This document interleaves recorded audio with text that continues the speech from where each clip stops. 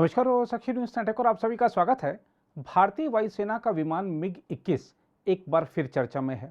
बहादुरी के कई कारनामे दिखा चुका यह विमान हाल के वर्षों में हमारे कई बहादुर पायलटों की जान ले चुका है। इसलिए मांग की जा रही है कि इसे वायुसेना के बेड़े से तत्काल हटाया जाए।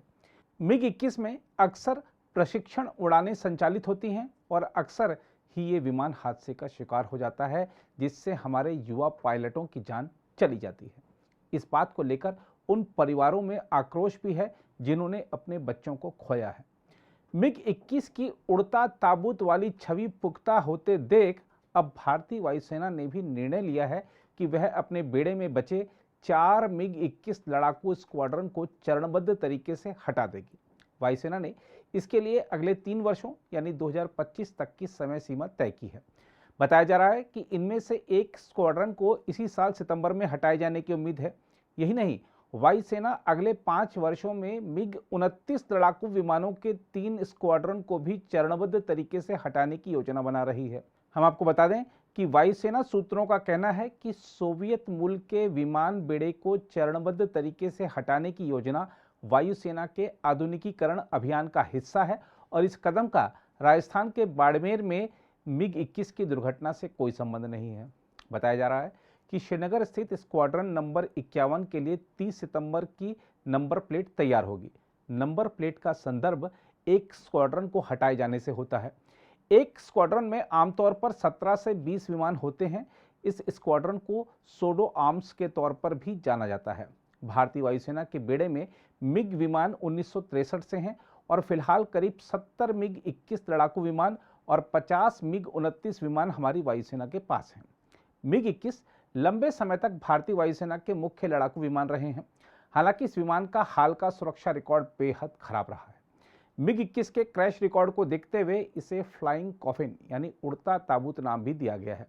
इस विमान की खासियतों की बात करें तो रिपोर्टों के मुताबिक सन 1949 में बना मिग-21 विमान अपने समय में सबसे तेज गति से उड़ान भरने वाले पहले सुपरसोनिक लड़ाकू विमानों में शुमार था।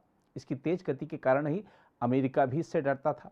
हम आपको बता दें कि मिग-21 इकलौता ऐसा विमान है जिसका प्रयोग दुनिया भर के करीब 60 देशों ने किया है।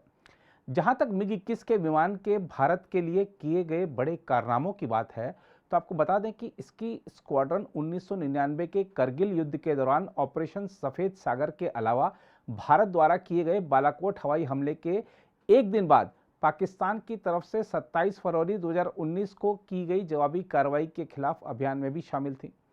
Wing commander Abhinandan Varthaman squadron number 51 से ही थे और उन्होंने हवाई झड़प के दौरान दुश्मन के एक लड़ाकू विमान को मार गिराया था। तत्कालीन राष्ट्रपति रामनाथ कोविंद ने इसके लिए उन्हें वीर चक्र से सम्मानित किया था। मिग-21 के पराक्रम की चर्चा तो खूब रही, लेकिन जिस प्रकार इस सप्ताह राजस्थान के बाड़मेर में एक और हादसे में 2 पायलटों, हिमाचल प्रदेश के रहने वाले विंग कमांडर एम राणा और जम्मू के रहने वाले फ्लाइंग लेफ्टिनेंट अद्वितीय बल की जान चली गई, उसको देखते हुए पुराने हो चुके मिग विमान एक बार फिर से आलोचनाओं के घेरे में हैं। फ्लाइट लेफ्टिनेंट अद्वितीय बल के परिजन विमान हादसे में उनकी मौत को लेकर गहरे सदमे में हैं, लेकिन उन्हें इस बात का इससे ज़्यादा अफसोस है कि अद्वितीय दुश्मनों से लड़ते हुए शहीद होने की बजाय एक पुराने विमान को उड़ाते हुए मारे गए। अद्वितीय बल के परिजनों ने प्रधानमंत्री नरेंद्र मोदी और रक्षा मंत्री राजनाथ सिंह से आग्रह किया है कि पुराने पड़ चुके मिग-21 जेट विमानों के पूरे बेड़े को तत्काल सेवा मुक्त कर दिया जाए ताकि और युवाओं की जान न जाए। कई राजनेता भी समय समय पर मिग-21 को भारतीय वायुसेना के बेड़े से हटाने की मांग करते रहे हैं। बाड़मेर की घटना के बाद बीजेपी सांसद वरुण गांधी ने एक ट्वीट में कहा, बाड़मेर में हुई घटना से पूरा देश स्तब्ध व शोकाकुल है। कुछ वर्षों से मिग-21 लगातार हादसों का शिकार हो रहा है। यह अकेला लगभग 200 पायलटों की जान ले चुका है। आखिर यह उड़ता ताबूत कब हमारे बेड़े से हटेगा? उन्होंने सवाल उठाते हुए कहा, देश की संसद को सोचना होगा कि क्या हम अपने बच्चों को यह विमान उड़ाने देंगे। बहरहाल यहाँ यह भी उल्लेखनीय है कि इसी साल मार्च में रक्षा राज्य मंत्री अजय भट्ट ने राज्यसभा में कहा था कि पिछले 5 वर्षों के दौरान तीनों सेनाओं में विमान और हेलीकॉप्टर दुर्घटना में 42 रक्षा कर्मियों की मौत हो चुकी है। उन्होंने बताया था कि गत 5 वर्षों में वायु दुर्घटनाओं की कुल संख्या 45 थी, जिसमें से 29 में वायुसेना के कर्मी शामिल थे। अगर आप भी लेना चाहते हैं देश दुनिया की तमाम जानकारी तो आज ही सब्सक्राइब करें हमारे चैनल को। साथ ही नीचे दिए बेल आइकन को जरूर दबाएं ताकि हर अपडेट आप तक पहुंच सके।